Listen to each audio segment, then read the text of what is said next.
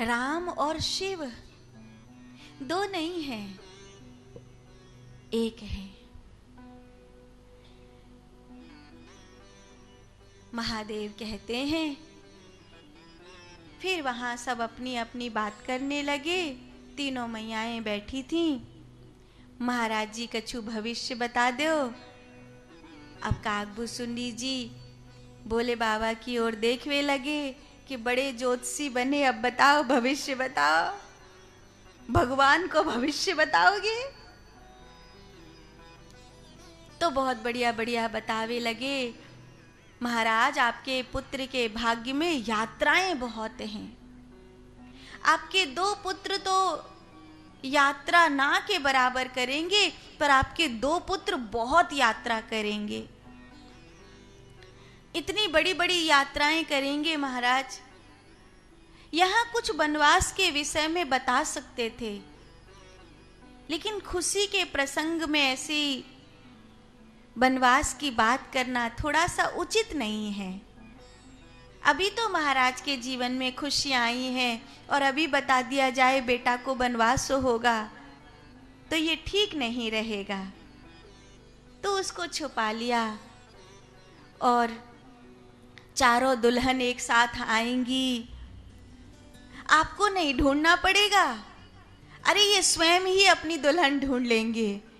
ऐसे खूब हंसी की बातें करी और खूब वहां भोजन भंडारा हुआ, संतों के भंडारा हुआ।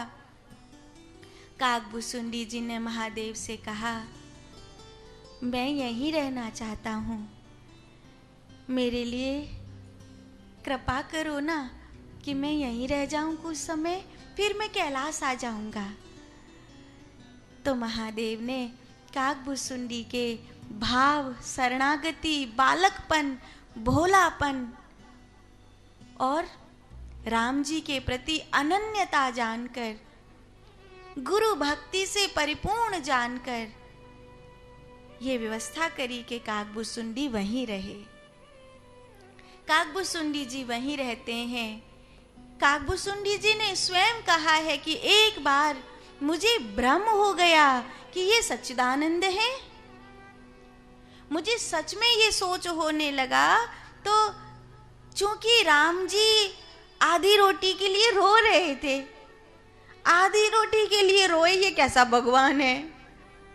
तो मैं कागा का रूप लेकर उस आधी रोटी को लेकर के उड़ गया और मैंने देखा, गरुड़ जी से काकभूसुंडी जी कहते हैं, मैंने देखा कि उनका वह छोटा सा विग्रह वहीं अवध के आंगन में था, राजमहलों में, और एक रूप उनका मेरे पीछे पीछे पीछे पीछे जा रहा था। मैं जहां जहां उड़ कर गया वहां वहां वो आए। मैं थक कर वापस उन्हीं चरणों में आकर के गिर गया।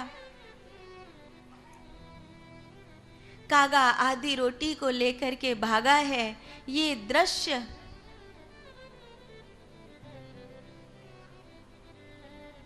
आप सबने देखा होगा।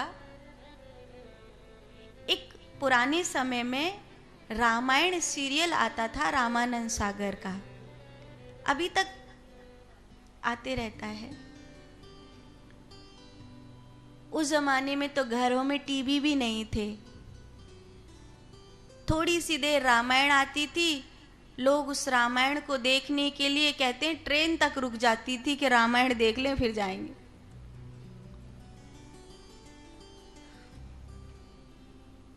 हमें बहुत तो याद नहीं है, पर थोड़ा थोड़ा याद है। हम छोटे छोटे थे, हमारे आश्रम में गुरुजी टीवी इसलिए लेकर आए थे क्योंकि रामायण आती है।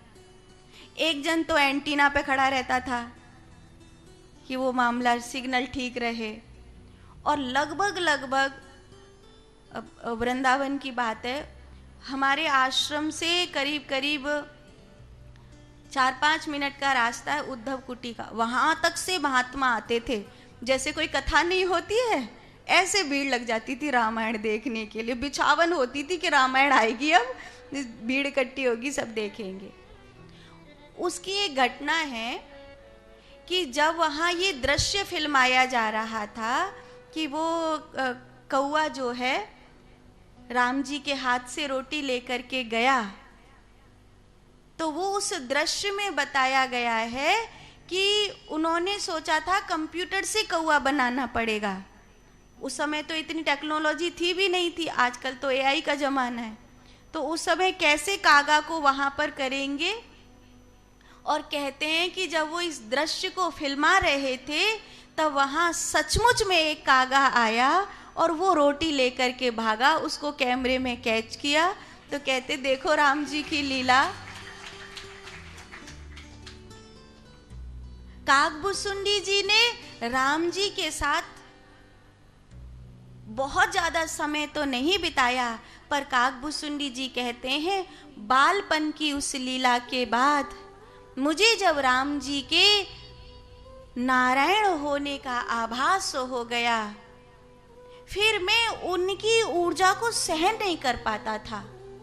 मुझे उनके साथ भय लगता था। फिर मैं दूर से ही उनके दर्शन प्रणाम करता। पर ये सच मानना गरुण जी, काकभुसुंडी जी कहते हैं ये सच मानना गरुण जी कि जिनके मन में क्लेश नहीं है, गुरु भक्ति है, उनके लिए राम जी उतने ही सहज हैं, उतने ही सहज हैं जितना कि अपने शरीर के लिए आत्मा सहज होती है, उतने सहज हैं। निज अनुभव में कहूँ खगेसा, बिनु हरि भजन ना मिटहि कलेसा।